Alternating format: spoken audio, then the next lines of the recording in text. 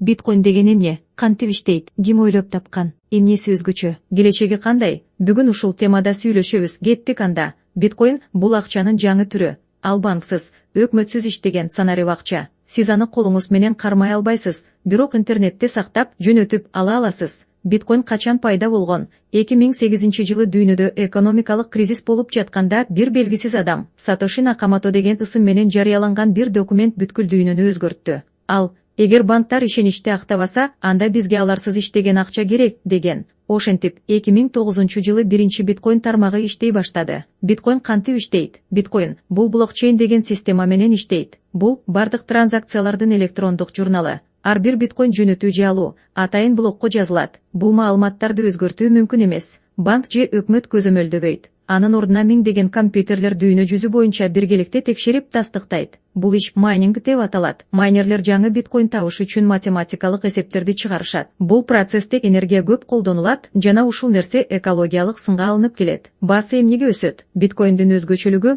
анын саны чектелүү. Болгону 21 миллион биткоин гана чыгарылат. Бул аны санарип алтын кылат. Чектелүү ресурска суроо талап көп болгондо баа өсөт. Айрым инвесторлор аны инфляциядан сактануу куралы катары колдонушат. Айрымдар болсо алып сатуу менен киреше табышат. Биткоиндин келечеги кандай? Колдоочулар айтышат. Бул келечектеги глобалдык валюта финансы системасын демократиялаштырат. Банктарсыз, чек араларсыз акча жүгүртүүгө мүмкүнчүлүк берет. Бирок сынчылар эскертишет. Волатилдүүлүк жогору убаа-бат өзгөрөт. Мыйзам ченемдер ар кайсы өлкөдө ар башка, алдамчылык жана коопсуздук коркунучтары да бар. Бирок анык бир нерсе бар. Биткоин бул жөн гана акча эмес. Бул технологиялык жана идеологиялык революция. Эгер ал ийгиликке жетсе, бул дүйнөлүк акчанын жүрүшүн түп тамырынан өзгөртөт.